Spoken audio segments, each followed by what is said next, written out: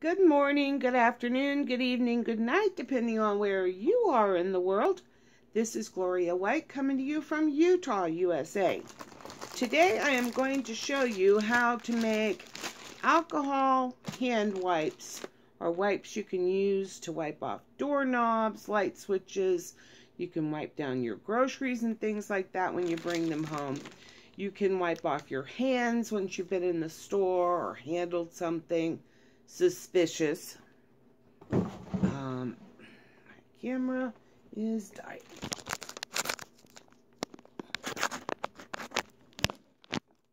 There we go.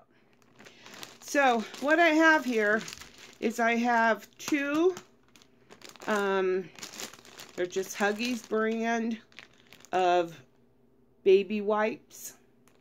And I've done this one, and it's, well, let me show you how you do it.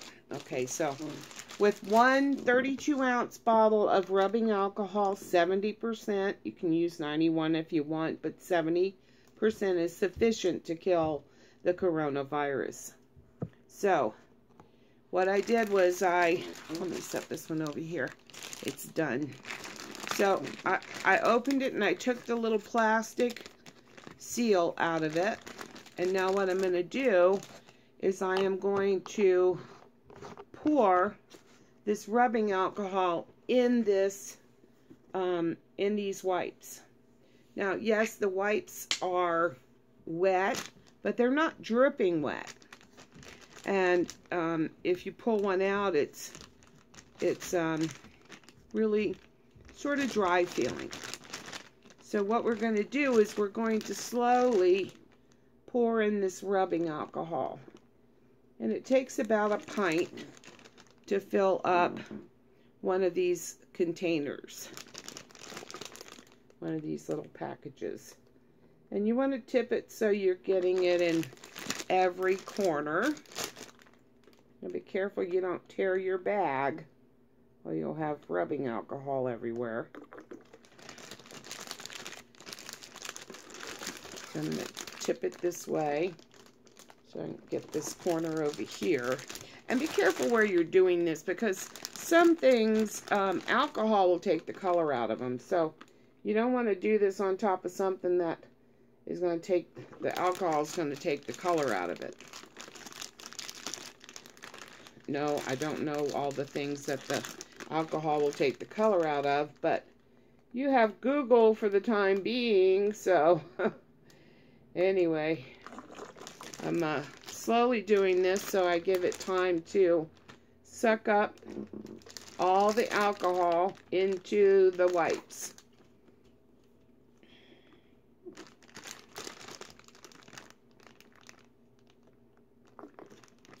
Now I'm going to let this sit for a minute. It takes a little while for it to suck it into the middle of the wipes. But if you have a little extra alcohol in this part, don't worry, it will be absorbed. But don't use more than a pint. This is a quart bottle. So I'm just going to continue doing this. Now, depending on what brand of wipes you have, you may use less or more of this alcohol. You can also use a roll of Scott towels. If you have a container that's round, that you can fit a roll of Scott towels down in. Take the cardboard out of the middle of the roll of Scott towels. You don't want to squish it in there because it needs room to expand and absorb the alcohol. So if you have a round kind of container with a screw-on lid, then you can make these out of a roll of Scott towels. You know, the ones that, you know, select a size. And you just start pulling them up out of the middle. And you can use this method on the Scott towels as well.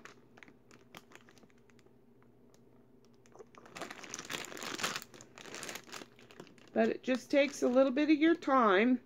But when you think about how much the Lysol wipes are, I think this is a more price-effective method of getting something you can wipe your groceries down with, wipe boxes you got at the door that come in, you know, or arrive at your house, wiping your hands when you go to the grocery store, wiping off your grocery cart handle, you know, all the things that we're wiping down, down because of this virus.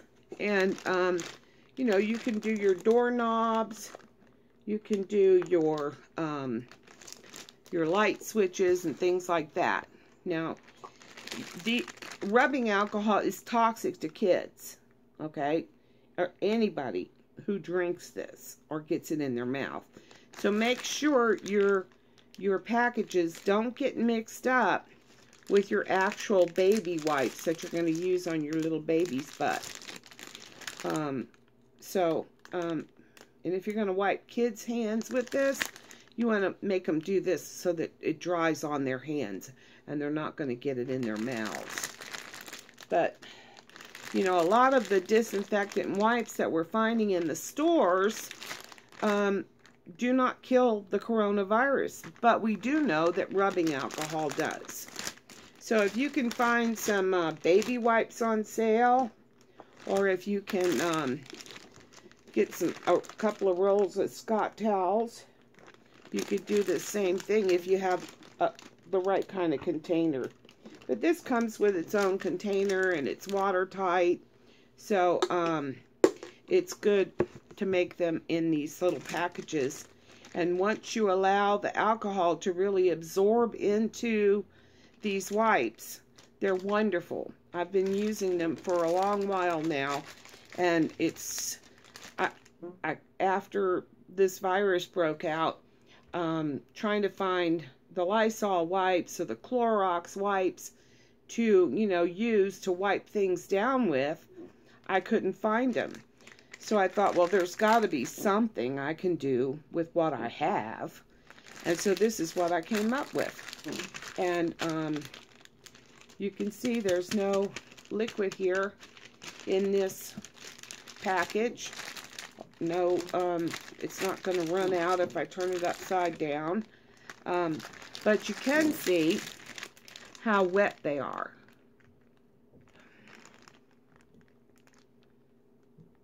Now, if I let these sit for about 20 or 30 minutes, they're going to finish absorbing up in the middle of these wipes.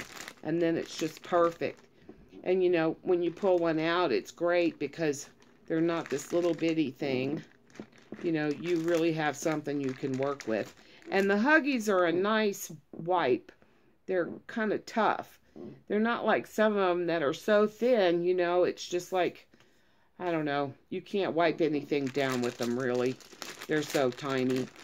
I mean, I guess it'd be okay on a newborn butt, but, you know, when you got a one-year-old with a mucky diaper, you know, those little thin ones, oh, man, forget about it. So anyway, I'm just going to let this sit now, but that's how you can do it and make yourself some homemade virus wipes, sanitized wipes. And that's, you know, put one in your car, but when it gets really hot, it might evaporate because, you know, it's just got this little plastic seal, which is pretty good for keeping the moisture in, but with the rubbing alcohol, I wouldn't want it in my car. But you could keep it in your purse, you could throw it in a bag and carry it with you. You could take them out to the car when you go to the store, and then when you come out, you got something to wipe your hands. But I love using these. They're wonderful, and there's, let's see, how many wipes in here? There's 64 wipes in here. And you can wipe down a lot of stuff with one wipe. So, that's really nice. Where when you look at those Lysol ones, there's not a whole lot of liquid or stuff on them, you know, to do a whole lot of wiping. I mean, you'll wipe a little spot and stuff, but you can't really do a large amount of things. But these, you can wipe down a ton of stuff with one of these. Anyway, I thought I'd share that with you, and I hope it's a help to you. And now I wanted to talk to you about the polymer plant that's in Texas. Now, when they had that big freeze down there, the polymer plant, actually, the stuff froze in the pipes in this factory where they make the polymer that they use to make all sorts of plastic, foam cushions for, you know, beds and for furniture. And if you think about all the things that we buy at the store that come in plastic, it's a lot of stuff. But I'm trying to give you a heads up on this because they said we're going to see shortages in the stores of food products that are packaged in plastic because of this polymer plant in Texas having all the stuff just gummed up in the pipes, and they're having a heck of a time trying to clean it out. So we're going to see some shortages for that, the food that comes in plastic wraps. Also, I heard that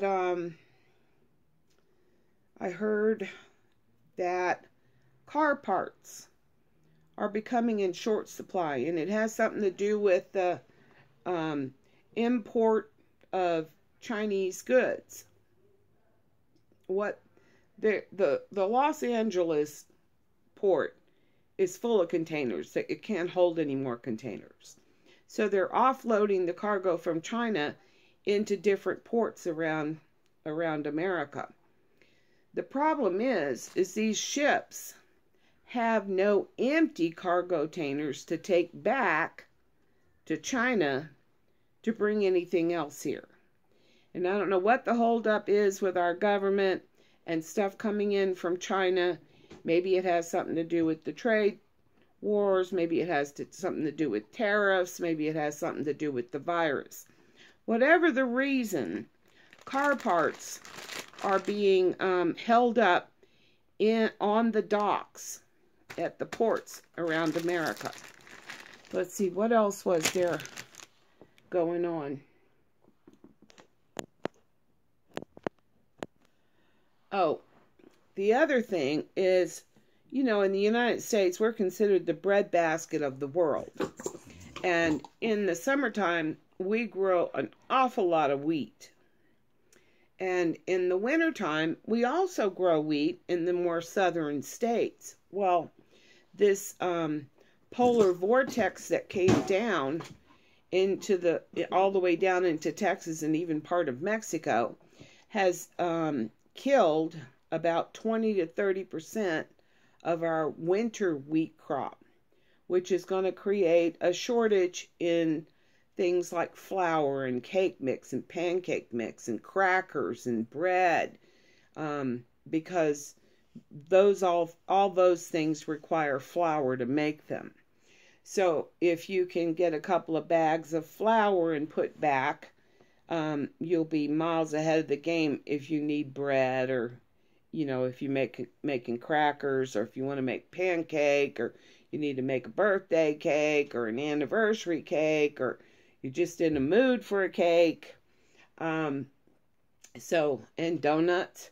Anything that you can buy at the store that requires flour, and even flour itself, is going to start, we're going to see a dip in the supply and a price increase. So if you can gather up some of that before all that comes to fruition, that'd be a good idea. Now, as far as car parts, I heard that they couldn't get brake pads for Silverado trucks. And there's also a shortage on the hoses and gaskets and things like that. Now, having worked on cars in my life, if you have a leak in the radiator, there's this stuff called radiator leak. It's little shavings of metal. And you can put that into your radiator, and it'll go in there and stop up the hole. Now, If you need a gasket, you can take an inner tube out of off an old tire and cut that out to match the gasket you removed that you need to replace, and that'll work for a while. Let's see. Brake pads and other parts like starters and alternators or catalytic converters, or even if you need a transmission or a motor. If you can find a pick and pull place where they take all the wrecked vehicles, and some of the vehicles are wrecked in the back end and the motor and everything, and it's just fine. You can pull a part off of that and use that to fix your vehicle. I know I've been out to the pick and pull, well, when I was younger. I haven't been out there lately. But I've gotten things out of the pick and pull. One time I got a motor for the power window in my, on the driver's side in my car. And so I just came home and took the door panel off, and it's there with 2 screws to hold the thing in place, and a wire that plugs into it. So it was just so easy to change that. But you could also look for windshield wiper blades and things like that. Or a gas cap. I mean, it doesn't have to be something like a transmission. But if you're needing car parts, you want to check the auto wreckers and the pick and pull automobile places for parts. So maybe you can keep going if you can find something there. Sometimes they will take things off for you, and you know, if they've worked there for a while, they'll tell you right where that vehicle that you're looking for to pull apart from is. And sometimes you can pay them to go out and take the part off and bring it to you. So those are options for car parts. And I would say that if you have a baby that's on milk, you might want to try to get some ultra pasteurized milk that lasts for a couple of months, really, before it goes bad. Or put some milk in the freezer. Or look for some milk powder. It's called Nido, N-I-D-O. And it's a whole milk powder that you could use to make bottles for your baby. So, because milk comes in plastic jugs. So, you know, before when we saw everything shut down and the trucks weren't hauling things to the market, and the butchers and meat processors weren't working, then they were killing all these cattle and chickens and everything that they couldn't get to market. And so I'm thinking, here we go again. They're going to be pouring the milk out on the ground again. And possibly if they only have those styrofoam egg cartons, that they're going to be throwing eggs away because they can't get them to market. And they're, you know, it's like anything else. It just ain't going to last.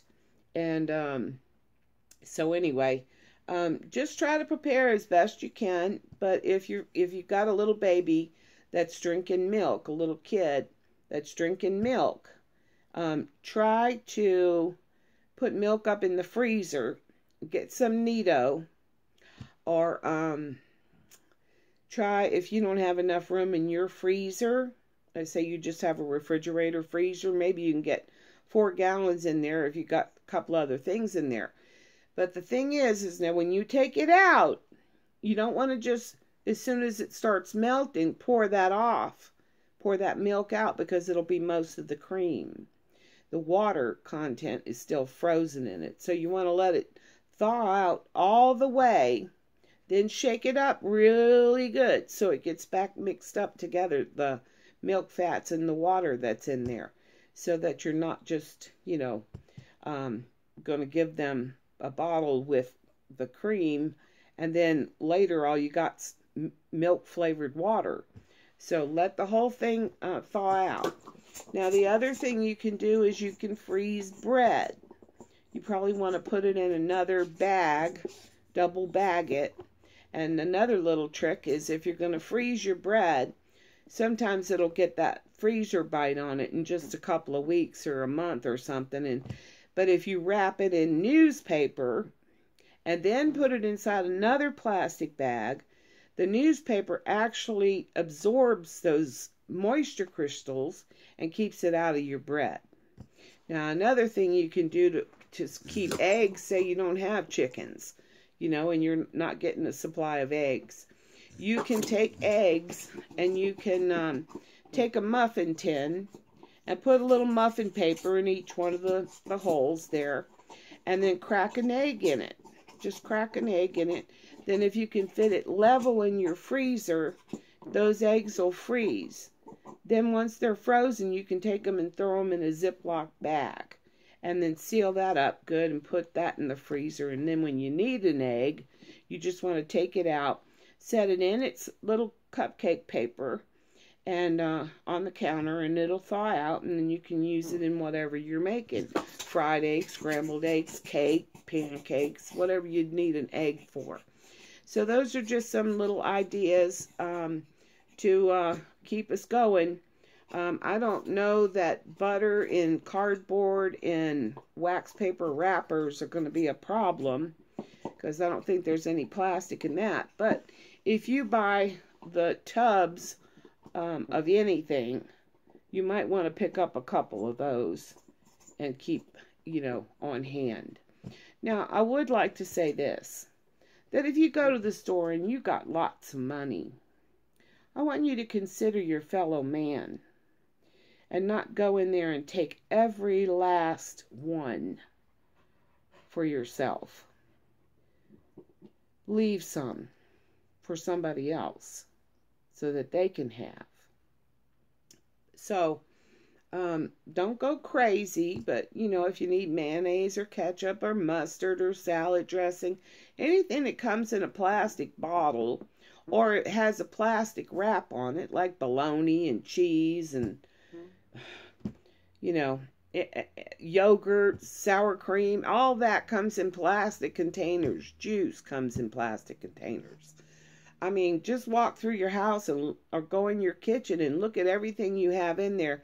Every spice, everything that's in your refrigerator for condiments, your coffee creamer, all of that comes in plastic containers. And a lot of the coffee comes in plastic containers. So it's not like we're going to have a shortage of the product. We're going to have a shortage in the packaging. And, so another thing you might want to think about is plastic wrap, Ziploc bags, garbage bags. So those would be other things that plastic could affect.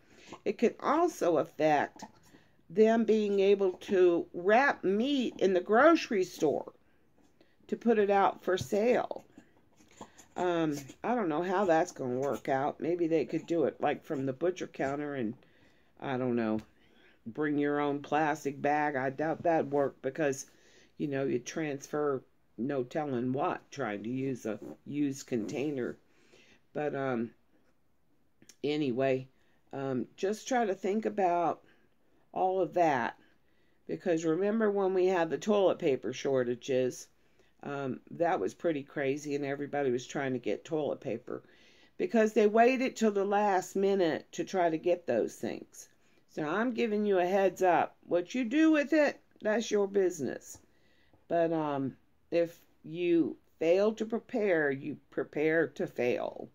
And as always, I love you.